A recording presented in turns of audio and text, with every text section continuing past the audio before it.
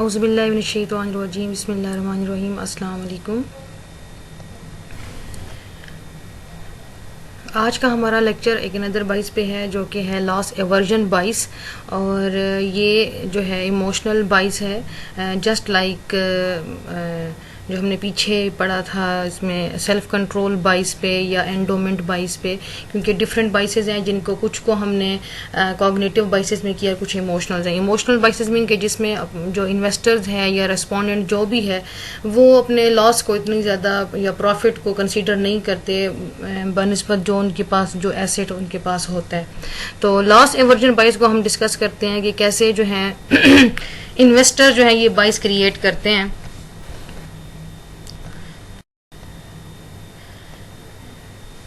एक बड़ी प्यारी कहावत है कि win as if you were used to it and lose as if you enjoy it for a change. यानी कि कुछ लोग जो हैं वो अपनी हार को डिसहार्ट नहीं होते बल्कि उससे सीखते हैं, उससे इंजॉय करते हैं कि हमें क्या वीक पॉइंट था कि जिसकी वजह से जो है हम हारे हैं। तो हार को भी जो है इंजॉय करना चाहिए, क्योंकि हार के बाद ही जीत होती है।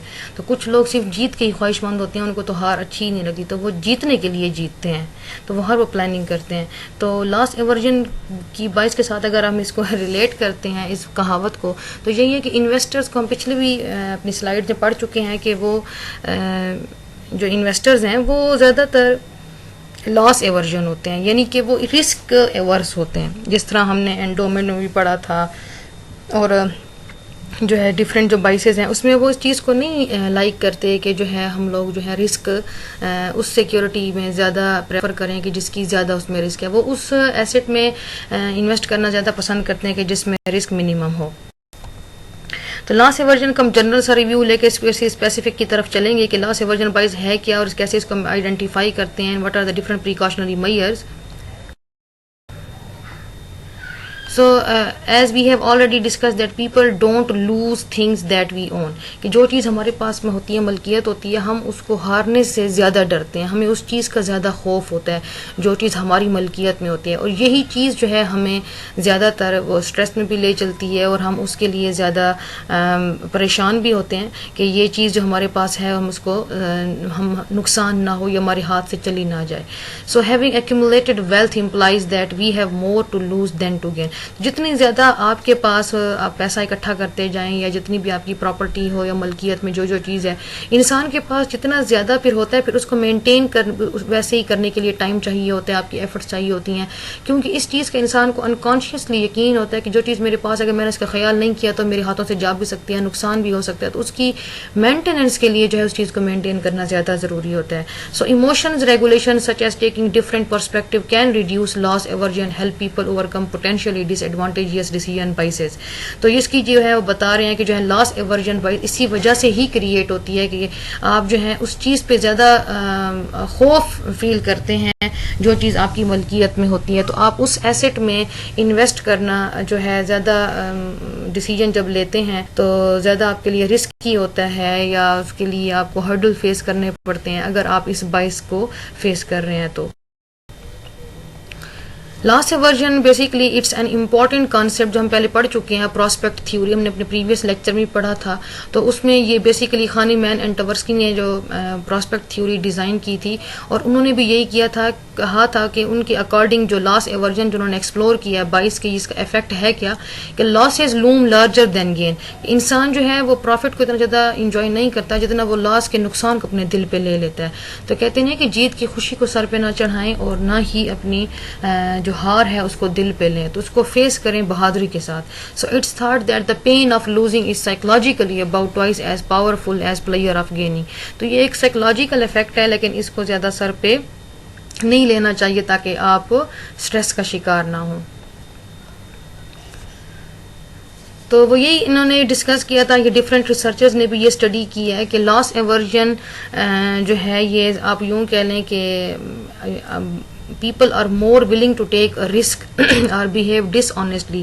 यानी कि 2016 में ये इन authors ने जो है वो स्टडी किया कि to avoid loss than to make a gain, कि वो गेन को हासिल करने से ज़्यादा एफर्ट जो करते हैं कि हम रिस्क से कैसे बच सकते हैं, तो उनकी ज़्यादा कंसंट्रेशन या भी यूँ कह लें उनकी सोचो बचार का जो महवर है वो ज़्यादातर उस तरफ रहता है. So loss aversion has been used to explain the endowment effect, जो हम पहले पढ़ चुके हैं कि वो भी एक इमोशनल बाइस है. तो इसी तरह ये भी ऐसा ही है कि जिसकी वजह से जो है ये बाइस क्रिएट होती है. सो पीपल कल्चरल बैकग्राउंड भी बड़ा इसमें इफेक्ट रखता है आपकी जो है एवर्स बिहेवियर को क्रिएट करने में. इसकी इम्प्लीकेशन क्या है loss aversion for behavioural finance is that for example prices increase hurt more than prices decrease, यानी अगर प्राइसेस में मार्केट प्राइस पर शेयर में अगर इंक्रीज आया है तो ये आपके लिए बड़ा एक हर्टिंग होता है सिचुएशन को फेस करना एज कम्पेयर टू अगर उसकी प्राइस डिक्रीज हो रही है. तो ये उन्होंने एक एग्जाम्पल दी है फाइनेंशियल मार्केट्स के पॉइंट ऑफ व्यू से. लॉस एवर्जन जो है बिहेवियरल फाइनेंस या बिहेवियरल इकोनॉमिक्स में ये जो है एक्सप्लोर हुई थी प्रॉस्पेक्ट थ्योरीज के अकॉर्डिंग, जो है इनको जो है ये वाली एक्सप्लोर की गई थी 22 खानीमैन एंड टवर्स्की ने की थी 1979 में. तो इसमें वो ये कहते हैं कि हम क्यों ज़्यादा जो है वो लॉस की तरफ से ज़्यादा खौफज़दा होते हैं या क्या मेन वजह है जिसकी वजह से जो है लॉस एवर्जन का बिहेवियर जो है ये जो बाइस क्रिएट होती है या जो भी इंसान जो भी इन्वेस्टर है वो लॉस एवर्जन बाइस क्यों क्रिएट करता है, क्या फैक्टर्स हैं. सो loss aversion basically is a reflection of a journal बाइस इन ह्यूमन साइकोलॉजी, कि वो स्टेटस कॉन्शियस होता है. फॉर एग्जाम्पल अगर आप विनर्स हैं और पिछले 2-3 साल से विनर्स आ रहे हैं तो आपको इस चीज़ का खौफ ही पहले से ज़्यादा खौफज़दा रखेगा कि मैंने अगर इस साल परफॉर्मेंस अच्छी नहीं की तो मेरी जो है वो मुझे लॉस को फेस करना पड़ सकता है. तो ये चीज़ उसको ज़्यादा खौफज़दा रखेगी और वो इसको फेस करेगा. तो जब भी वो डिसीजन लेगा तो अगर इस सिचुएशन में है तो इसका मतलब ये है कि वो लॉस एवर्जन बाइस का शिकार हो चुका है. So when we think about the change we focus more on what we might lose rather than what we might get. तो हमें लूज जो है वो गेन से ज्यादा जो है जो हमारी लॉसेज हैं उसकी तरफ ज्यादा इफेक्ट होता है. तो ये हमारी सेविंग को किस तरह इफेक्ट करता है, डेफिनेटली लॉस एवर्जन जो है ये हमारी सेविंग्स को भी इफेक्ट करता है. किस तरह के an irregularity in saving behaviour in response to increase and decrease in income, ये भी एक वजह है. Where income decreases have a greater effect than increases, कि अगर आपकी फॉर एग्जांपल इनकम में डिक्रीज आया तो ये भी आपके लिए बड़ी परेशान कुन हालत है. सोच आप करते हैं, खौफज़दा भी होते हैं, परेशान भी होते हैं कि ये क्यों है. तो आप उस टाइम जो है अगर फैसला करेंगे और इस सिचुएशन में हो तो इसका मतलब ये कि आप लॉस एवर्जन की तरफ जो है इम्पैक्ट कर.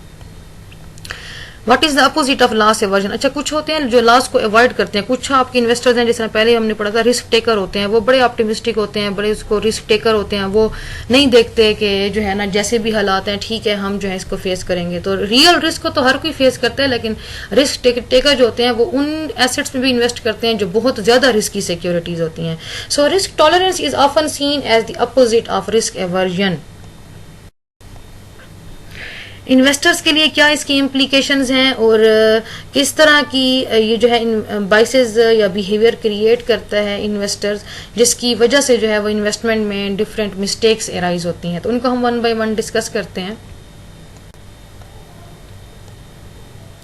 Loss aversion basically cause investor to hold losing investment too long, कि वो ज़्यादा देर तक जो है वो एक इन्वेस्टमेंट को अपने पास होल्ड नहीं करते. जैसे ही हालात वाक़यात होते हैं तो वो फ़ौरन से उसको सेल आउट कर देते हैं. तो ये भी उनको नहीं करना चाहिए. So loss aversion can cause investor to sell winners too early.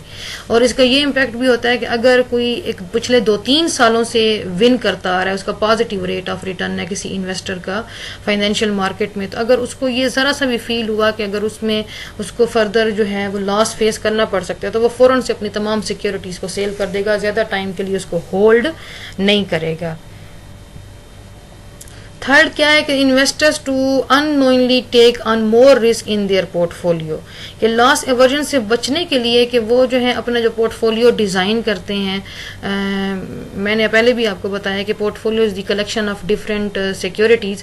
तो उन्होंने डिफरेंट टाइप्स की सिक्योरिटीज़ उन्होंने इन्वेस्टमेंट की होती है. इन्वेस्टर्स ने तो एक पोर्टफोलियो बनाया हुआ होता है. तो वो जो है उसमें ये कह रहे हैं कि अगर लॉस एवर्जन को वो फेस कर रहा है तो वो बहुत ज़्यादा रिस्क भी फेस टेक कर सकता है. उससे बचने के लिए, यानी कि नुकसान से बचने के लिए, वो उन एसेट्स में भी इन्वेस्ट कर सकता है कि जिसमें रिस्क बहुत ज्यादा हो। तो ये नहीं होना चाहिए, जिसकी वजह से वो इन्वेस्टमेंट की जो है वो मिस्टेक कर सकता है। और डेफिनेटली जब वो इस तरह बिहेव करेगा तो उसका जो पोर्टफोलियो है वो अनबैलेंस सा हो जाएगा। तो लॉस एवर्जन को फेस करने के लिए ये सारे जो अगर फेस कर रहे हैं और इस चीज़ का शिकार भी हो चुका है इस बाइस का, तो ये उससे कॉमन मिस्टेक्स जो हैं वो अगर हो सकती हैं और होती भी हैं। ये प्रीवियस रिसर्च से ये चीज़ शो हुई है। लेकिन अब जो है कि क्या टूल्स या डिफरेंट टेक्निक्स आप कह सकते हैं कि होनी चाहिए कि जिससे ये इन्वेस्टर उस चीज़ को अवॉइड कर सके। तो what's the cure, you can say so being aware of it might help. So पहले भी जिस तरह हमने कहा है कि कोई भी बाइस है जिसका कोई इन्वेस्टर शिकार हो सकता है या हुआ है, तो उसको पहले उस चीज़ को क्रिटिकली इन डिटेल जो है वो उसको एनालाइज करना चाहिए। उसको उस चीज़ के बारे में कंप्लीट नॉलेज होना चाहिए। तो उसके बाद जाके जो है वो उस चीज़ की तरफ जो है उसको पॉजिटिव या आप कह लें या प्रॉपर स्टेप ले सकता है। ठीक है, thank you so much dear student. ये एक और बाइस थी जिसका छोटा सा हमने एक लेक्चर लिया कि ये बाइस है क्या और कैसे एराइज होती है और क्या इसकी इम्प्लीकेशंस हैं और क्या इसके डिफरेंट प्रिकॉशनरी मेजर हैं जो कि आप लोगों को करने चाहिए। Thank you so much, take care.